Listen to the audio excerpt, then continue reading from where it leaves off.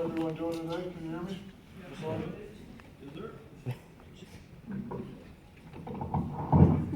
I got it, lady. How's everyone doing today? Give yourself a round of applause.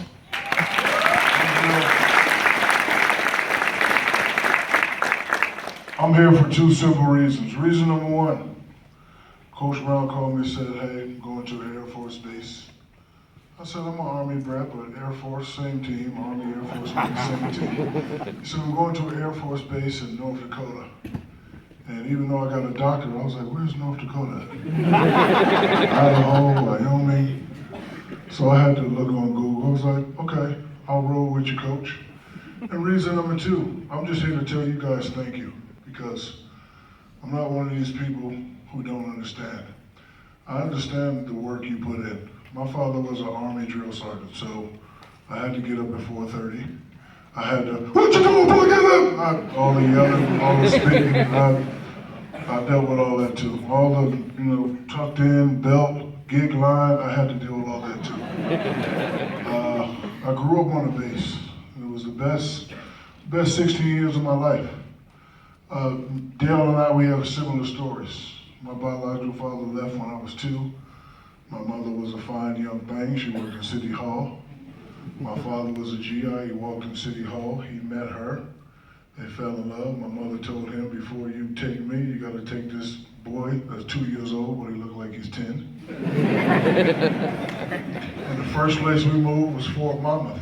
I'm from the projects of Newark, New Jersey, so moved on the base. At first I hated it, but you get to go to the PX. You get to come in the theater and watch the dollar movies. You get to play sports. It was heaven. 4 years, we leave. I'm sad. I go to Fort Stewart, Georgia. But I found out it's the same thing. I'm on the base. I get to see GIs. I get to see you guys run around in the hot sun, getting yelled at. I get to see MPs chasing me for stealing bikes. I get to see all that. I leave Germany 4 years later. We moved to Germany. At this time, I really started liking sports. I'm a guy, I'm 6'7", 6'8", 6'9", but I can't dunk. I was just flat out sorry. I would go in the gym and, GIs would be like, don't pick him, he can't play.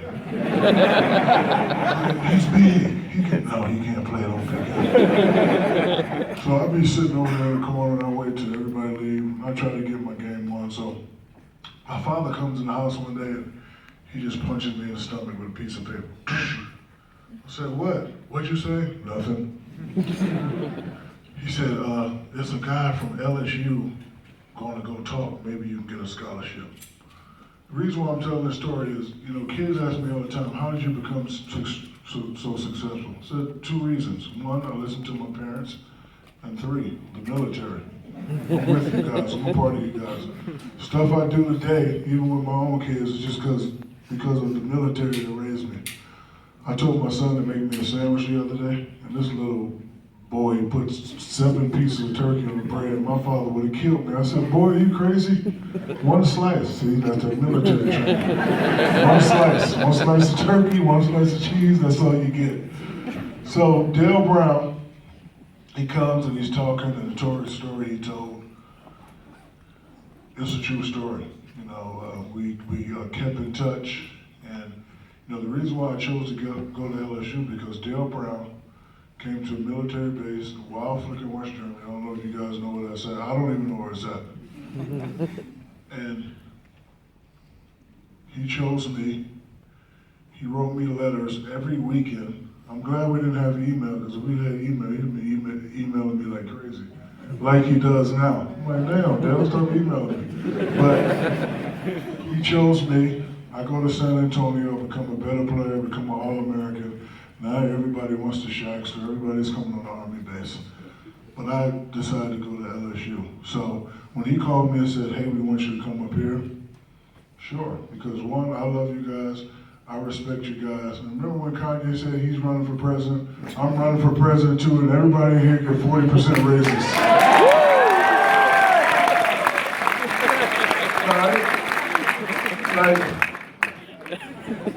It baffles me that you guys are paid so less Like I was down in one of these bomb tunnel things, and these guys were pulling pins. I was like, hey man, get me out of here. Like, I could never do that, and people in my office could never do that. So I just wanted to say that I respect you guys.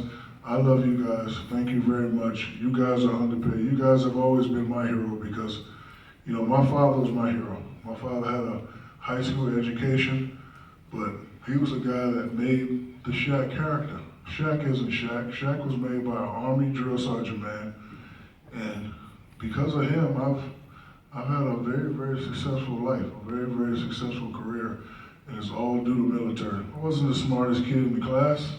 I didn't make, you know, a 1500 on the SAT. I wasn't always the quickest or could jump the highest or could run the fastest, but military man gave me some values, honor, integrity, respect. I followed those. Shaq is here because of military man, because of people like you. So you guys are the real heroes. Any kids in here, stand up. I see a lot of young babies, y'all can't stand up yet. My man. Damn, man, you're kind of big, ain't you? Damn. My message to you, and Coach Brown already alluded to it, don't ever let anyone tell you you can't. Because I have some GIs that used to dog me out so bad. Yo, man, you need to join. And you know what's crazy? It was in my head, because that's all I knew, military. I actually thought that when I graduated from high school, I was going to have to join the Army. That's what I thought. So don't ever let anyone tell you that you can't. Because if I would have listened to them, I wouldn't have become anything. And because of the military man that raised me, I live a great life. So rule number 2, listen to your mom and daddy. I know they're probably hard on you, but that's all they know. It's the best job in the world. When you get my age, it'll be good for you, trust me. All right? Now sit down. So again, I just want to say thank you. I love you guys. Thanks, Coach, for bringing me up here. Thanks, Senator. I can't say thank you enough. I just love you guys. Any questions? All right, come on up. Quick, quick, quick, quick, quick! Like my father used to do, hurry up!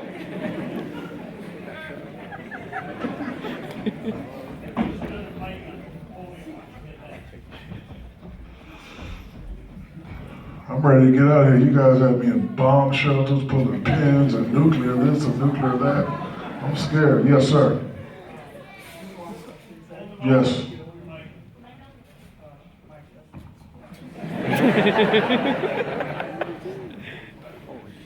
God. Air Force. What's your rank? Is that a high rank?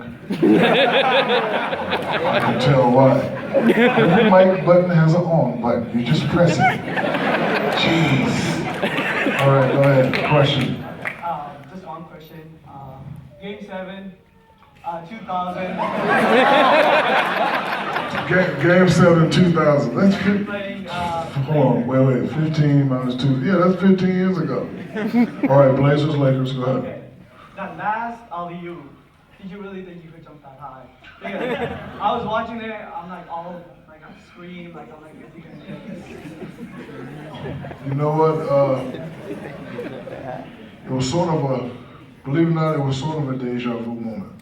What I mean by that is, every time I asked my father to do something, he'd do it.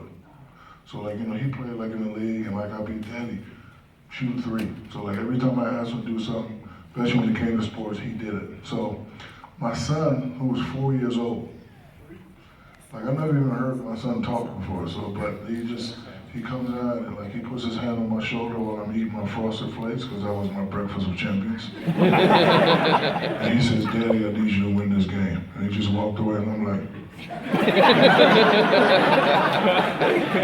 like, he never said anything. I'm like, so, we were winning and we were losing to 17, and if you remember the play after I dunked, I'm pointing up, I was pointing at him. Yeah, you were like, yes. Oh, and Kobe Bryant. Yes.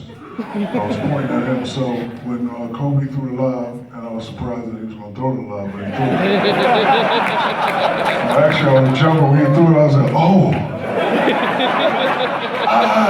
But, no, I knew that I'd get that high, because it was our time. I didn't want to let my son down, I didn't want to let the city down. And so I knew I can catch a lot. All right, back to your seat, soldier. Quick. Oh, so. Any other questions? Any other questions? All right, come on.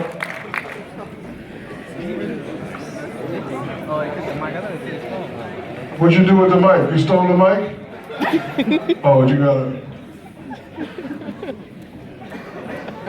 Look at this sexy Air Force man. This is a sexy Air Force man. Appreciate it, thank you. How are you, sir? What's your question? I'm a movie fan, and I like the movie. I really like the movie Blue Chips. It's one of my favorite basketball movies. I thought you were gonna say I like Kazam. Don't ever mention that movie ever again. Oh, scared me. By the way, I'm gonna quickly say something. Yes. I'm gonna green egg and have it. Oh, okay. Kazam. Oh, okay, so you watched it. Aha. No, what's your question? But anyway, I want to know what it was like being a part of the film, and what it was like working with Nick Nolte.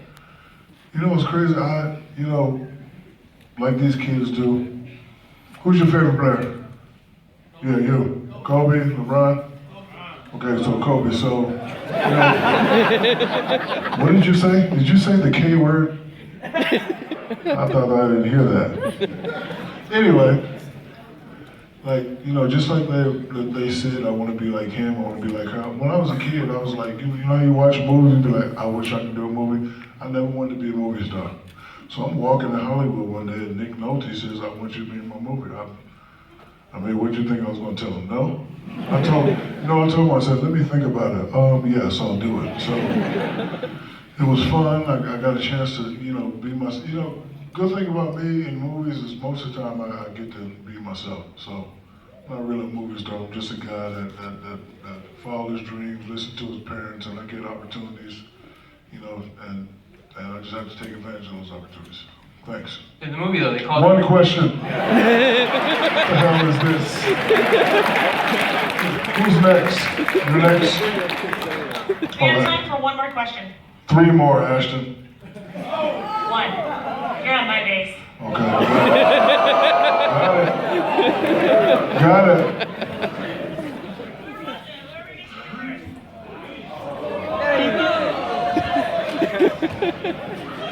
Slow down. Ladies and gentlemen, James Westbrook, Russell Westbrook. How you doing? Lovelace? Yes, sir. Yes, sir. That's a hell of a last name. Lovelace. All right, go ahead. I don't really have I don't know if it's like his question or anything, but I was just wondering, I'm a good dancer myself, so I was wondering, like, I've seen your films and all that. Who taught y'all to dance? Look online. I was in my first movie was a movie called B Street. I was 13 years old in Germany, and I won a dance contest in Germany. So they put the clip in the movie. But believe it or not, you ever heard of Fame? I always wanted to be Leroy. Don't tell nobody, because I'll deny it. But no, like coming up, they was like, hey, Lynn Swan, he did ballet. You should do that. So. Being 13 and be clumsy, you hear all the extra stage stuff. You should learn how to dance, you should do ballet, you should do this. So I learned how to dance. Watch it. Do something to you, watch it. Oh, pass to me. Oh, get it back right here. Throw it to coach, we'll bring it back, and then throw it back to you. Oh. I hope you get in trouble tomorrow.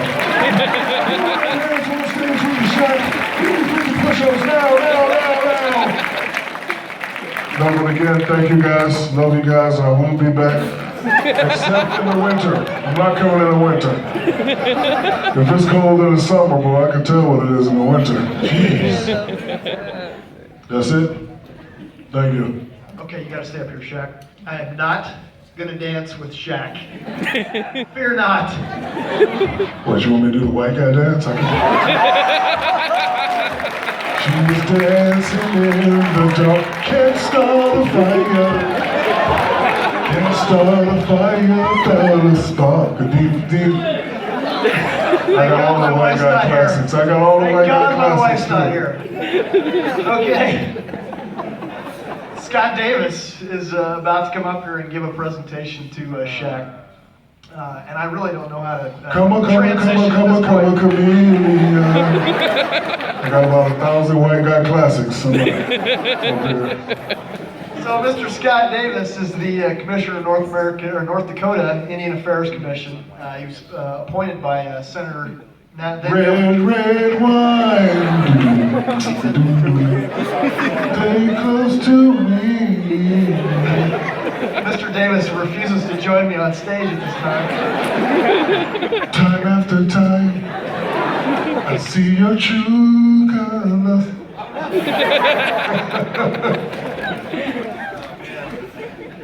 This is going to be a hard act to follow here, Shaq. But really, seriously, folks, just a quick minute here.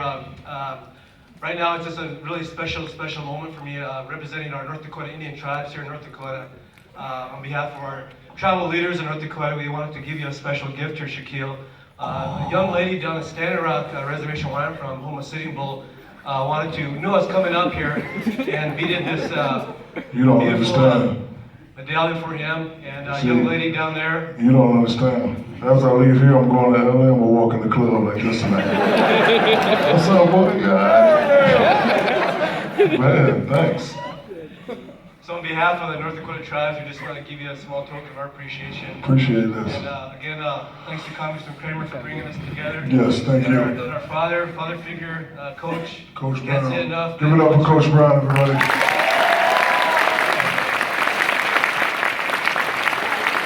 So let me give you another reason why I love Coach Brown. One time, down 8, 4 seconds ago, Coach Brown never talked about leads. He called the timeout. Timeout! So we're down 8, 4 seconds ago. If we shoot three pointers and make it, we can win. Break. I'm like, 3 shots in 4 seconds? I don't know, Coach, but we'll try it. Love you too. But yes, I love you guys. Thank you very much, and I will see you soon, except in the winter. It's the boss lady. It's the boss lady.